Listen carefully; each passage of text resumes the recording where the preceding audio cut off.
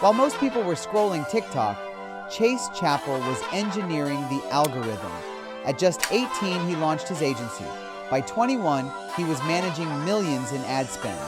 Now, he's built tools, mentored thousands, and helped generate over $2 billion in revenue for his clients. In this episode, we dive into paid media mastery, building SaaS from scratch, and the psychology behind scroll-stopping content. From teenage hustle to tech founder at scale, welcome to Coffeez. You manage over $200 million in ad spend. What's the biggest lesson you've learned from a campaign that didn't go as planned? Probably tracking. A lot of times people don't have the right tracking set up on the back end of things. That's like the biggest problem. Messaging is another big one. Not having the right offer in place. Those are like big culprits. Creatives, messaging, back end tracking. If you don't know like where the source of something is coming from, then you can definitely mess up, especially with big companies. Because if you think about all the marketing channels they have from, Google ads, Facebook ads, TikTok ads, they're running retail, they have billboards. There's so many sources, events. If you don't know where the source is coming from, then it's kind of hard to double down on where spend goes. Are you providing the tracking ecosystem for your clients? Yeah, so we help them set it up on the back end, so that way they can actually see which attribution channel is delivering the most ROI, because you need to know the data in order to be able to scale efficiently. Absolutely. So you're using what, Go High Level or something for your clients? Yeah, so they either have their own tracking software, Triple Whale, Hyros. There's so many different tools out there that they can use. But, we also set up like manual back-end tracking where we set up like APIs. Segment is another one that like pulls in all the data. Pretty sophisticated level tracking if they really want to get down into the details of it. We're big marketers with our company here at eMortgage. We spend millions on ads. We spend millions on technology. We spend millions on creating proper infrastructure for us, for our agency, like for every single loan officer that works within us. So what do you think has really been a key culprit to your success in such a saturated space? Yeah, that's a great question. So, just background. So I dropped out of high school going into my sophomore year. I was already doing six figures as a freshman in high school, managing agency accounts. I'm pretty young, but I don't think most people realize how much time some things take. And especially going into a space that's extremely saturated. Everybody on the block has a marketing company, right? Yeah. Like what's the unique offering? I've already almost been doing this 10 years now. So it's been a slow grind of just like every day being super consistent. The first thing that front loaded it was when I dropped out of high school, there wasn't much I was doing after that because I moved so far away from my school. I was like an hour, I went straight to the city in Dallas. So I wasn't around anybody that I knew. I was just focusing. I ended up going into, what people call now as like monk mode. I didn't even know what that was called back then. But essentially it's like no technology. You just literally, the only tech you have is like your work computer. Like there's no like getting on social media, no interacting with people, no holidays, like no family. It's just like 2 years of straight silence and work. And so I built up over 2 years during that period, working with a ton of different brands. And then I encountered a ton of roadblocks along the way. We're huge, growing like crazy now, but back then I couldn't land clients like I could now just due to the age factor. The age thing was the biggest problem for me back then. Everybody thought I looked super young. I was 60 pounds less than I was now. Imagine like some skinny kid with no facial hair saying he can run all of your company's marketing. It's not the most trustworthy looking thing, even if you know what you're doing. So I had all these old corporate heads. I went into pitch 7-Eleven at the age of, 16, 17 years old. And I was trying to win that corporate account at that age. And the age question was always the biggest problem. So I ended up going into that, corporate meeting, leaving, feeling super discouraged because I'd heard the age problem like 100 times. Went to Walmart and went to the men's hair growth section for old men. And there was a product that said, do not, it was like hair growth. You put it on like a bald spot and it grows hair. And it said, do not use on face. So I opened it up and I started lathering it all over my face. And then 6 weeks later, I had like a gigantic beard at the age of 17 and never got the age question ever again. That's awesome. And then I just let my results speak for themselves. And then I didn't have to worry about any of the other things. That's a funny story. We had the founder, the CEO of 7-Eleven on our show, Jim Keys. Did you ever pitch him? I didn't. So they're a huge company. I don't think people realize how big 7-Eleven is. Like I Walmart and know. McDonald's locations combined don't even have as many 7-Elevens. Like Yeah, they have a lot of there's 7-Eleven locations. everywhere. Yeah, so we pitched their, marketing directors. I mean, we went through the whole ladder there. We would do QBRs. I worked with them for 7 years. We beat their agency. They had 40 agency team members working on their account. It ended up switching over to us, and I only had 4 people. So we were able to do double the results with way less team members.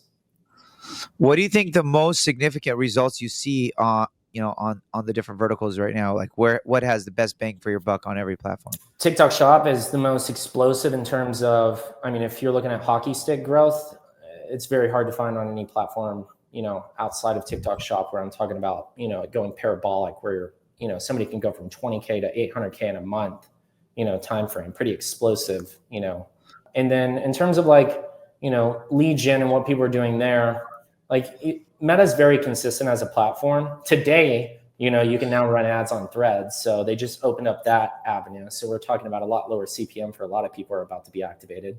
So you can now start distributing your ads to Threads, which is like the competitor of X.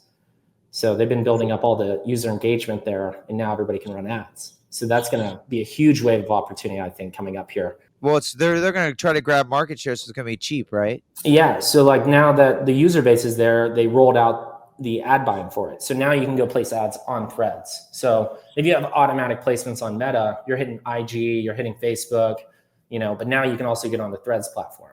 Oh, that's good to know. I mean, both platforms are great, but I mean, LinkedIn's ad buying platform inherently is super basic. Clunky. Yeah, it's clunky. It's not so sophisticated. The engagement there, it's a different beast, right? But I mean, people are scaling on there. Like when we were doing, franchising leads, getting people to acquire a franchise, we tested LinkedIn, all the platforms that, are out there, but consistently Meta just outperforms and can hold the highest budgets, and same for Google. I see. Yeah, it's good to know. We're always trying to play with what works best. Yeah. And then TikTok's probably another big opportunity for a lot of lead gen people. A lot of people haven't cracked the code there. It's probably one of the most challenging things to figure out in terms of creative. But if you're really good at creating short form video content, it can be a huge unlock for people. If you understand creative, you're going to do well on TikTok and anywhere else, especially podcasting clips. You take clips of podcasts, those convert like crazy. On TikTok? Yeah. And Meta. So we'll trend test videos on TikTok, because once they perform there, they're always going to perform on Meta. But what performs on Meta doesn't perform on TikTok. So you might as well just go to TikTok, get the video to work, and then migrate it over. It's good to know. Let me ask you, with the rise of AI, Mark Zuckerberg coming out saying, a couple of years, in a year, you're not going to need an ad agency. Yeah, it's happening. It's already happening. It's killing graphic designers. You no longer need a sophisticated graphic design team. AI right now is getting indistinguishable from what you see in images. A lot of times people can't even tell the difference. Specifically, there was a study with AI and Meta, and they were finding that now, anybody over the age of 50, the chance of them not recognizing AI is, getting really close to it being 95, 100%, where they can't tell. They literally can't tell. The young people can still somewhat notice the differences because they know what to look for, but every day it's getting a lot closer. And I think content specifically, it's going to make everything easier to manage, but images are being self-generated. You can create a perfect ad even better than the ones that most graphic designers can do, in a matter of a few minutes. We've been testing it. They're crushing it. And then AI avatars you can now do. And we've been seeing that over the last year get better and better. It was, the voice matching wasn't right. Hand motions weren't there. But now the AI, instead of just being a talking head video, it's moving its hands, it's communicating, it's picking stuff up, it's talking and pointing. So whenever it makes a big point, it's actually exaggerating its words and using tonality now. So instead of, hi, this is this company, it's one tone. Now AI's tones are actually super engaging, and it's throwing people off from what's actually real. And the hand motions are spoofing people because it actually looks so realistic. The lag in the cameras on normal cameras, can be mistaken for AI. And so some people think the real videos are AI now. So I think it's going to replace content first. and make it easier for people who just know how to use it.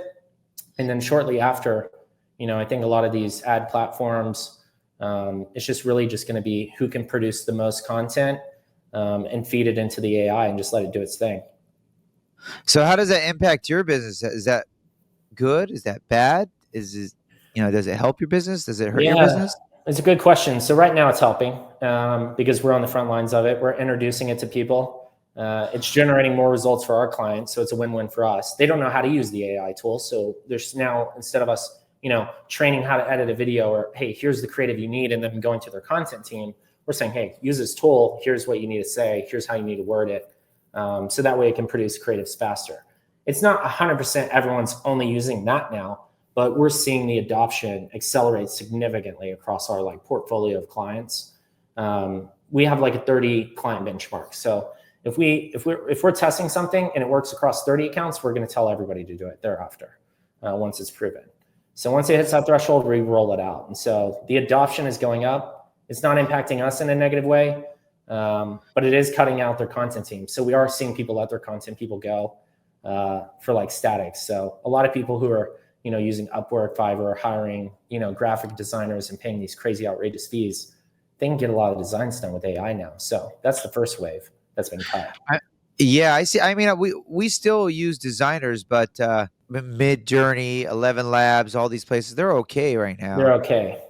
Yeah, but there's tools now that are a lot better. So what's your favorite? ChatGPT 4.0's latest update is the big one. It's not super great at keeping people's faces the same there, but it's great for static images. Arcade's AI, that tool right now is pretty stellar in terms of spoofing what looks like a real human because it actually uses the tones and the hand movements, and you could tell it to do anything, and you could take a picture of anybody and put it in there, and it's going to make them a talking video. It can do podcast backgrounds. You could literally say, no, put the podcast in a studio behind them, and it looks so real. You really can't tell.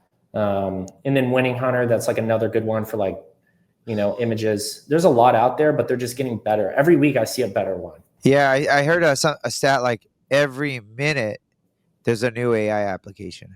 I think, within a year. I mean, a year ago we were seeing those Will Smith weird videos of AI, and everybody's just this is a joke. But now it's really real. It's hard to tell the difference, and it's working.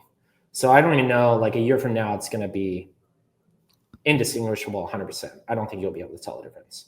I think it has to be regulated after that. So what do you think the future is of human creativity? What kind of strategies do humans need to implement? Yeah, I think the creativity is going to become from how well you can word your vision rather than creating it. Right. How good are you at putting things into words? So you're going to have to become a fantastic communicator to really visualize a lot of this stuff. So whoever's best at communicating with the AI the most and then reinforcing it with learnings, that's where the creativity is going to come from, because a lot of it, if you don't give it much, it's going to be its own, it'll generate its own thing. But the more creative you are in terms of explaining it, the better it'll be. That's where the future is for human creativity. It's really controlling the AI, directing the AI, getting the max out of the AI. Yeah, I don't think creativity will fully go away. I think there's always going to be there's always going to be creative people. There's always going to be people who refuse to use AI that do just as amazing work. Right now, I think we're in the amplification phase of AI, where it's amplifying output significantly and streamlining workflows and, making things just way faster than what it normally used to take. We're streamlining everything with it. It's sped up a lot of stuff for us. Pivoting a little bit, you have a coaching program, but it's not a regular coaching program. It's a high ticket coaching program. How do you address the critiques that you get about the accessibility to your coaching programs? And people are how can I afford that? Yeah, we tell them no, or we reject them. We reject 90% of applications.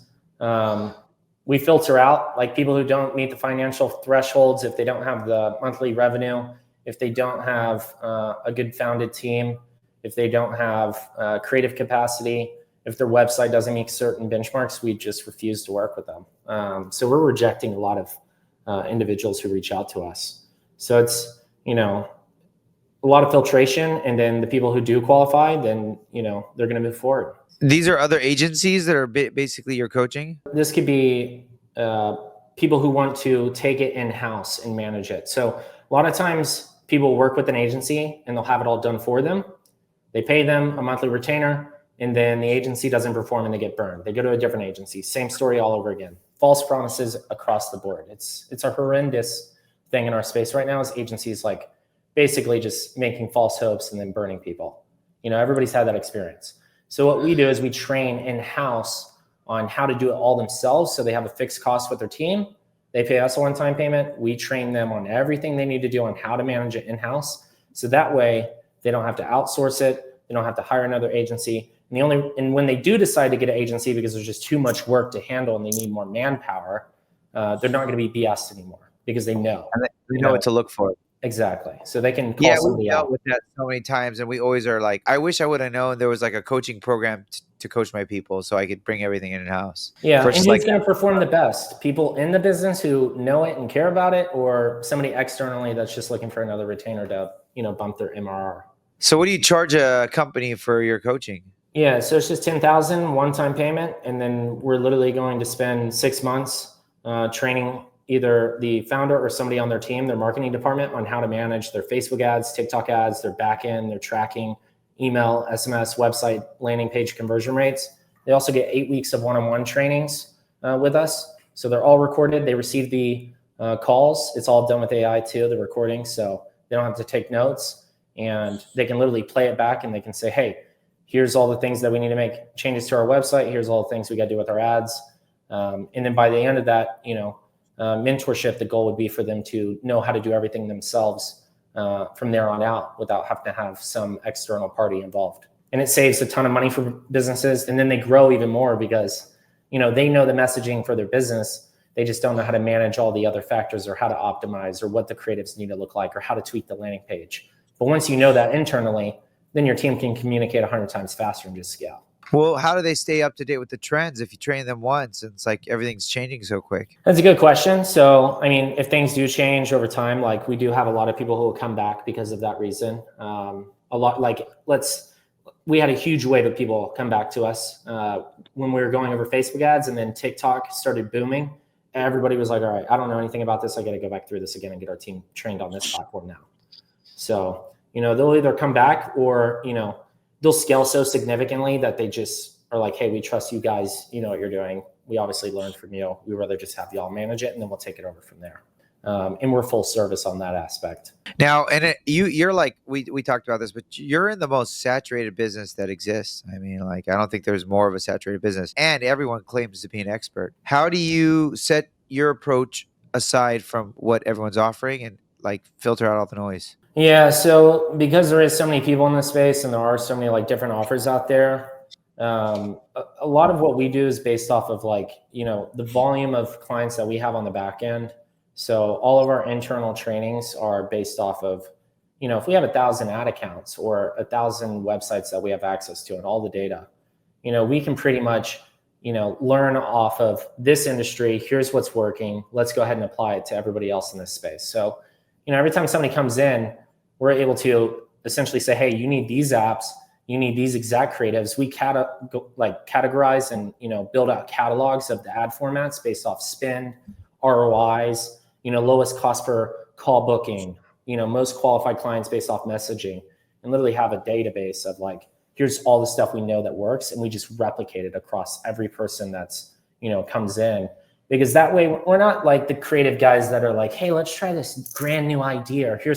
I was in my shower and I just thought of this thing we could try on your business. That's not our game. Ours is, we already know this works. We're not going to do anything else but what works, and we're going to apply it to your business now. So it's just rinse and repeat. So it's very consistent for us.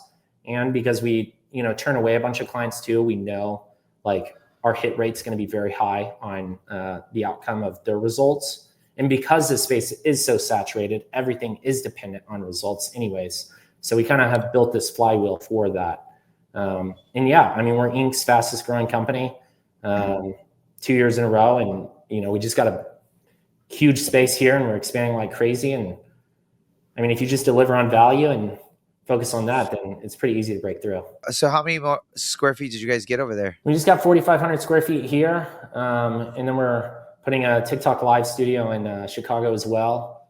So yeah, we're opening up spaces. What are you doing with the TikTok live studio? TikTok live studio. So if you see like TikTok lives, so now like brands are live is like becoming something that a lot of people are doing in other countries, but it hasn't really hit the US market like it has everywhere else. It's like, so lives, like a live studio is basically where you have like a dedicated person that we've trained on like how to do live streams. And they just like, it's 24 hours a day. Like they're always on live. And then you just keep swapping people on shifts and they stay live all the time, talking about the business, talking about the product, talking about the service. And it's like a built-in studio and it's always running. You have comment moderators, you have people pinging DMs that are on the lives, closing, collecting on sales, literally all live streaming. And it's just running 24/7. Someone on 24/7 doing a live show. Yeah. So if you think about like how TV was back in the old days, like when CNN was like, hey, we're going to run a news network that goes 24 hours a day instead of 4 hours,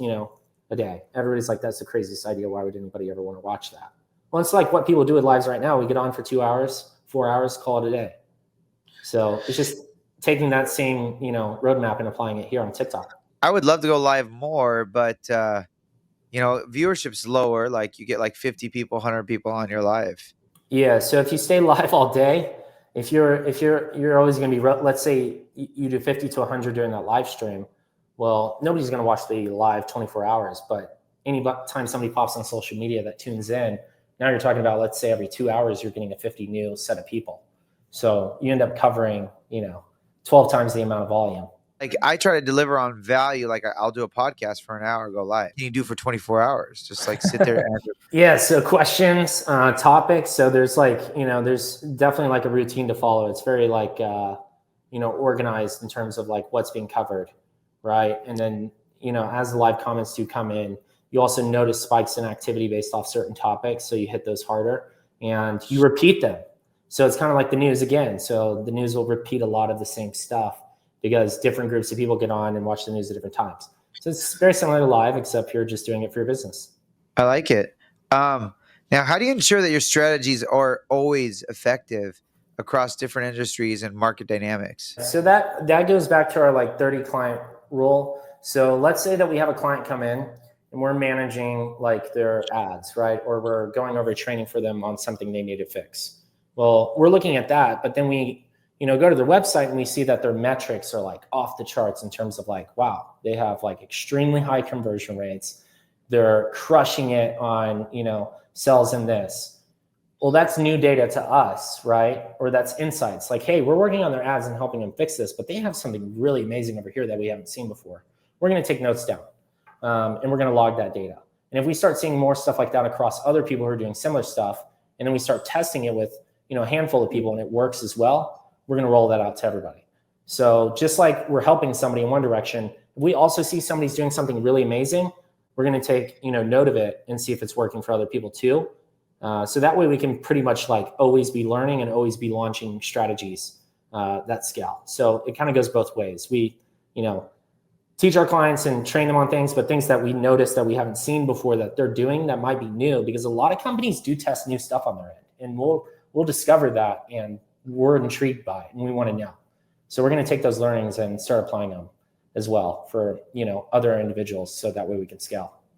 So it's kind of like a knowledge collective, it's like a big brain of just access to information.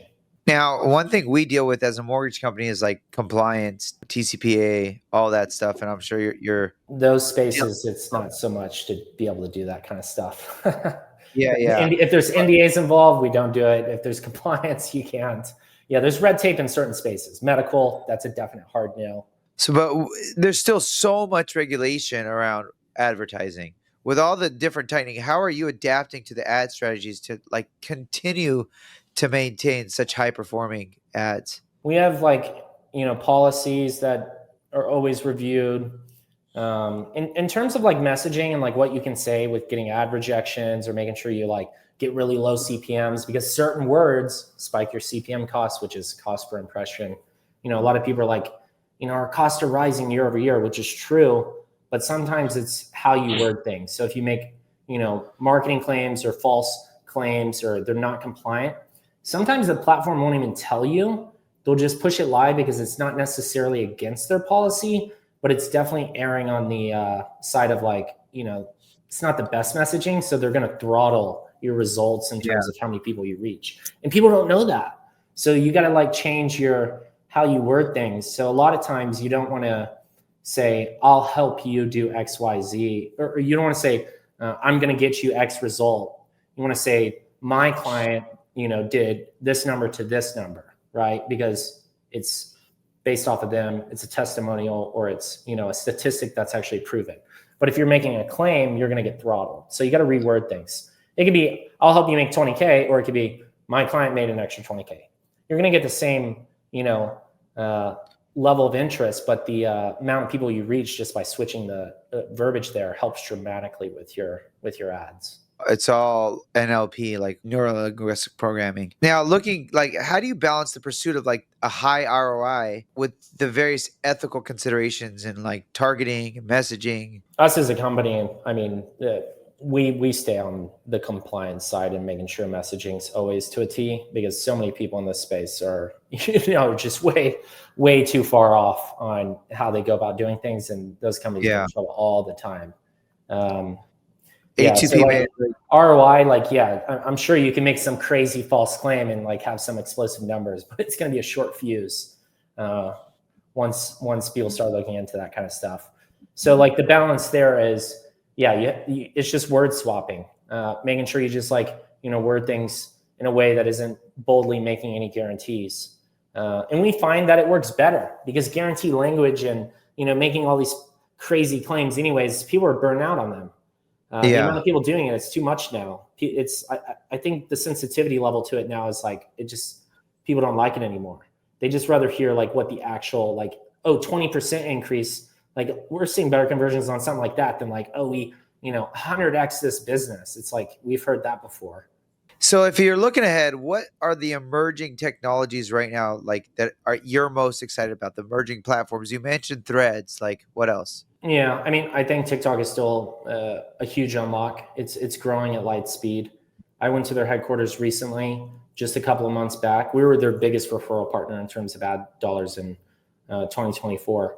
And at their offices, they're saying, hey, we're still a startup. Like, we're the small kid, the baby on the block. And it's so funny. It's like, man, this company's like about to do like $80 billion. Like, how are you calling yourself a baby or a small startup? But their way of thinking is very much so that way. And the things that they're doing is they're still operating in that standard. So they're launching so many features and so many things you can do on the platform.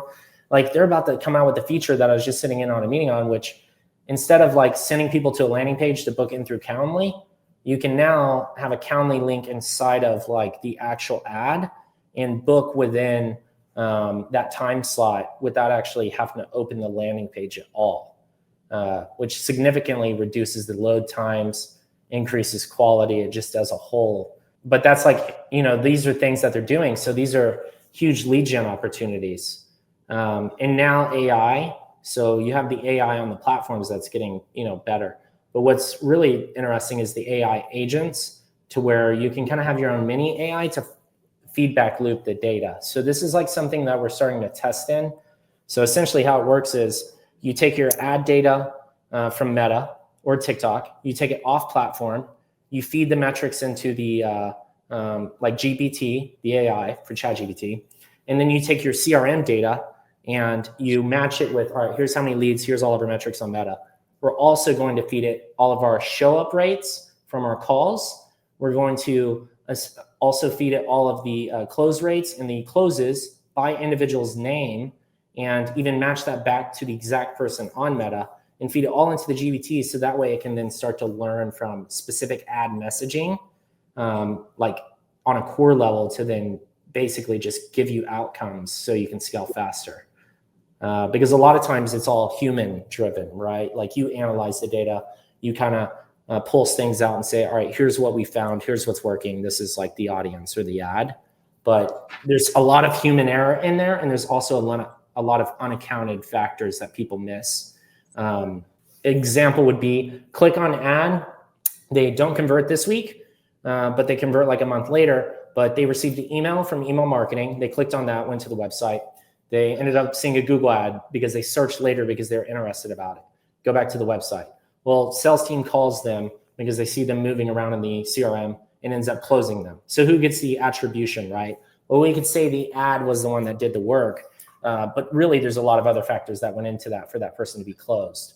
So when you get that kind of data and you start attributing value points to that, you can really start to amplify your ROIs a lot quicker. I noticed that TikTok's not nearly as strict as Facebook Meta, right? Profiling your target audience. Way more loose. You can target household income still. You can do a lot of things that Meta discontinued, which is great. So yeah, you can get really specific there. You can even target specific, videos that your competitors are posting. Professionals? Various professionals. Yeah, like you can go by industry. You can go by hashtags. Like you could type in hashtag mortgage and see how many people are like, interacting with that hashtag and then target all those people. You can retarget, not like you can on to the degree you can on TikTok like Meta has. Meta's is very basic retargeting. You can do retargeting on pretty much any interaction on TikTok, which is pretty awesome. So like you could, anybody who even followed or like people who watched for less than a second or just scrolled past your video, competitors, all of it. It's pretty wide open over there. Wow, that's great to know. Pivoting a little bit, I want to talk about goals. What is a personal goal that you have for yourself, a family goal that you have for your family, and a business goal that you have for the business? Right now, looking to seal the deal with the girlfriend here pretty soon. And then family, going on a trip with everybody. So we've been planning a big family get together. So we haven't done that in a while. So I've been so busy, so much movement, never really get the chance to, finally spend a full week with the family. I haven't done that in forever. And then what was the final one? And then a business goal. Yeah, we're going to 2 to 3X this year. Already know we will. That goal is kind of already given to us. It's already written into the game plan. We're pretty consistent in hitting our goals. So we're not too far off from the target. So we literally set this goal at the beginning of the year. And then last month we had the largest company record we ever had in terms of people working with us.